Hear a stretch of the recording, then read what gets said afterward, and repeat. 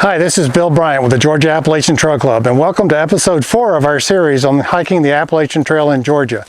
You heard a lot in the first 3 episodes about Amicalola and Springer Mountain and collecting water and bear canisters. We've got even more for you coming up when Lynn Beeson, who you saw earlier, and Margaret Bryant will be talking to you about water collection, about the terrain in this part of Georgia, about the history and culture of the area, and much more. So please stay tuned for that coming up in a few minutes. Right now I want to talk to you about wilderness. Georgia, 50% of the trail in Georgia is federally protected wilderness. And Blood Mountain Wilderness, I don't know if you can read the sign or not, but Blood Mountain Wilderness is our first wilderness of 5 that exist in Georgia. As you enter this part of the trail in Georgia, you're going to find the terrain a little more rugged. The trail is maintained a little differently in these areas, and you'll be more remote from roads and access points. So please pay attention to your guides and maps as you start into the wilderness section of Georgia. In this section, you're going to find Blood Mountain, which is the highest mountain in Georgia on the Appalachian Trail. You'll begin several steep ascents here, one just down the trail at Preaching Rock, and another one when you leave Lance Creek and begin that long, steady climb up to Blood Mountain. So look forward to lots of information coming up in this episode, and we'll see Lynn and Margaret in just a few minutes.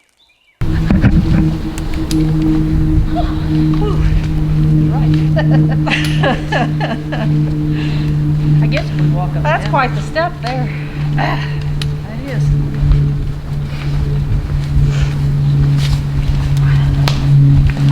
Well, if you've been with us this far on the AT, you've already climbed a few of our tough mountains. You've hit Sassafras, Ramrock, and our most famous one, Blood Mountain.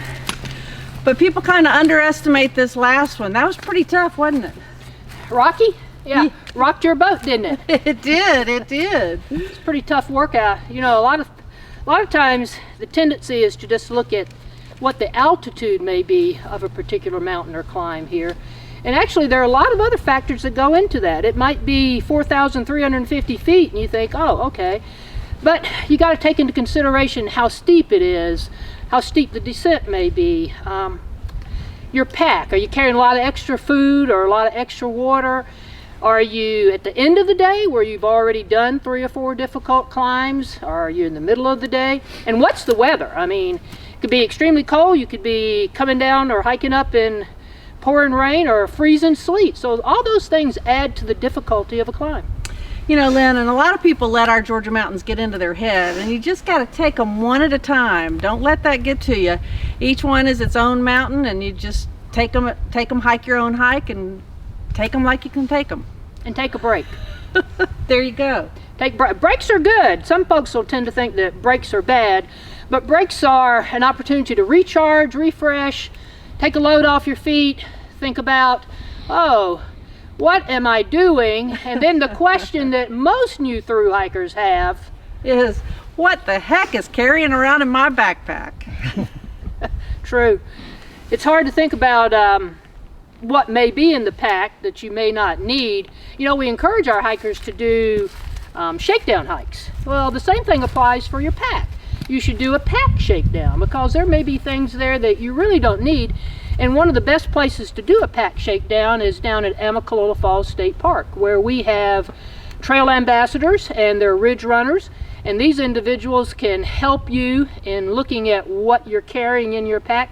You know, there's a saying that if you don't touch everything in your pack at least once a day, with the exception of rain gear and first aid kit, then maybe you don't need to carry that item. That's true. I've seen hikers coming to start their thru hike with blow dryers, with hatchets, things that they'll never need on the trail. They just don't have a clue. So it's that going through a pack shakedown at Amicalola Falls is really worth it. That's exactly right. Woo! Wow, Margaret, look, Indian Grave Gap. I know, time for a break, Lynn. Time for a break. We like breaks. Be good to get one after the end of that climb. You know, Lynn, it was a good idea to take a break here. Those packs were getting heavy coming over Rocky Mountain. You got that right, Margaret. And you know, that brings to mind hiking over these mountains. What's a good pack weight? Well, you know what they always say, unnecessary gear plus distance is a lot of pain. So you want to make sure that weight We like to say a good weight for starting a through hike in cold weather is anywhere from 30 to 35 pounds. We did a survey one year, and average pack weight on through hikers is about 34 pounds. Really? So if you can get it under that for wintertime hiking, that's great, considering that's got all your food, water, and all your winter gear. Now once the weather warms up a little bit and you can start sending some things home past Mount Rogers, you can get that pack weight down to around 27, 28 pounds fully loaded with all the food and water you're going to need.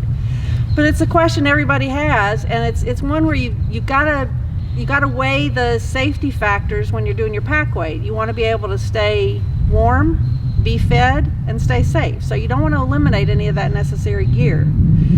But you do want to make sure you're working with some good gear. You know, we have a lot of people that start a through hike with the gear they can afford, and there's nothing wrong with that. But they find out pretty quick some of that gear is heavy and not insulated as well as they need it to be. So you want to pay close attention to some of that. Factor in weight and warmth when you're starting out. We encourage people to have the right gear, not just any gear. Oh, I got it. It's a good thing also to keep in mind that might be a good idea. Everybody could be allowed one luxury item. Yeah, you know, we've seen some things that don't quite qualify as luxury, but you're right. Everybody's got to have that one comfort item. What do you carry, Lynn? I carry my chair right there. A lot of people may scoff at carrying a chair, but that has a lot of advantages Hey, to carry a chair. At night, I'm sure that's nice to sit down with your knees up. And one of the things about pack weight is it's a general range, and what may work for you may not work for me. You're right. But be able to keep within a general range, and you'll find the further you hike, the easier it is to discard certain items, and the lighter your pack will get. Well, you know, speaking of packs and light and weight and water and food, we're gonna have to stop for water up here. The next water source, I think, is up by Cheese Factory. Yeah. So after we're finished with our break here, let's hit some water, because you never pass up an opportunity to top off your water. That's right. Good idea. Let's get going. Alrighty.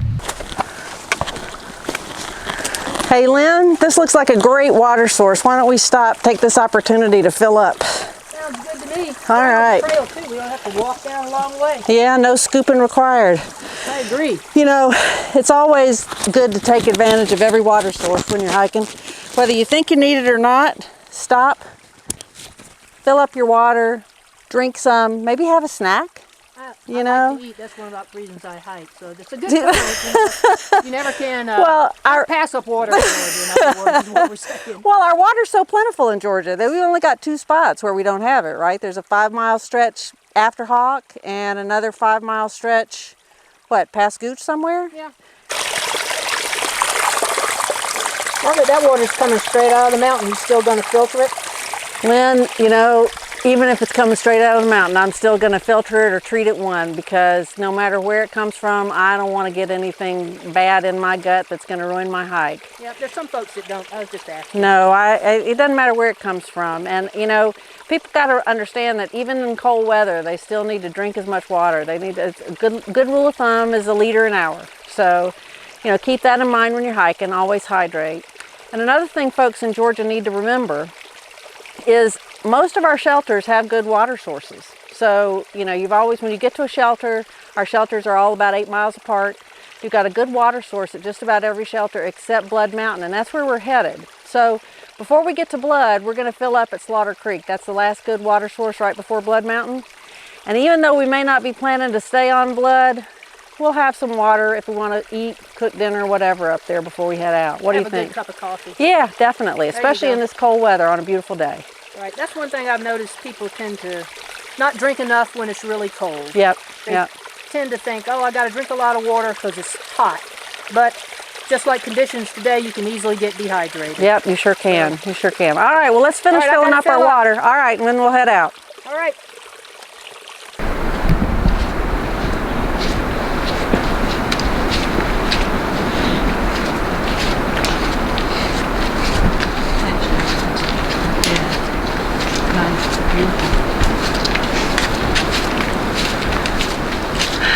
You know, Lynn, it's a good thing we took that break back there when we did, because we're starting our hike up Trey Mountain, which is 4,430 feet, second only in altitude to Blood Mountain, which is our most famous peak.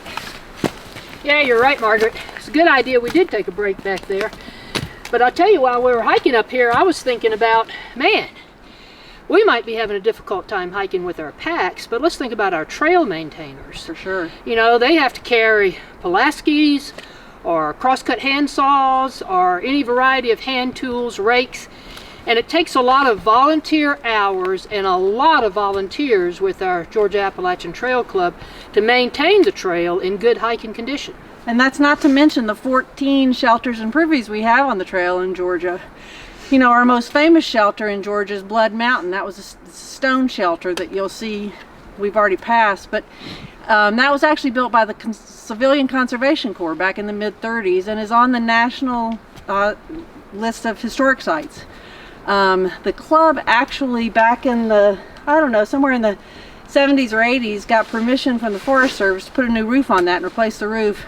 And they gave us permission to use pack mules to bring the shingles up to reshingle that so that we didn't have to haul it ourselves. Oh yeah, pack mule. I could use a pack mule right now. Carry my pack, pull me up the mountain.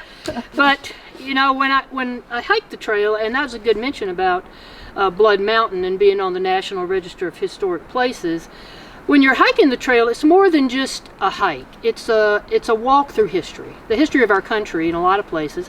And I often think about, you know, what do the names mean? For example, what does Blood Mountain mean? How did it get the name Blood? Not from bleeding hiking up the trail by any means. How did it get the name Blood? So there are cultural aspects to hiking the trail. There's the historical aspect. There's the natural beauty that we see often. So it's a good idea to reflect on that sometimes and think about our rich history. Yeah, you know, stop and enjoy the hike, enjoy the experience the blue blazes, experience the views. This is a once in a lifetime opportunity, so don't miss an opportunity to read a plaque, take a blue blaze, stop and enjoy a view.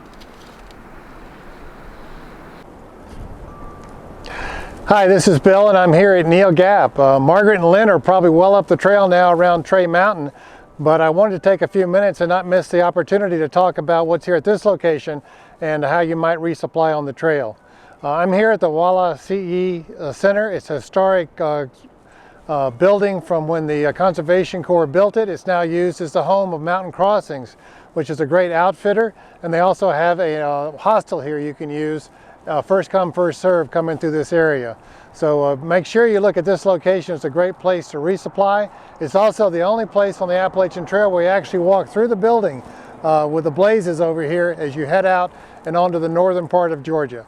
So again, thanks for watching this series, and please think about joining the Georgia Appalachian Trail Club if you're in our area, or if not, or you just don't feel like you can make that level of commitment, join our Friends of the Trail program.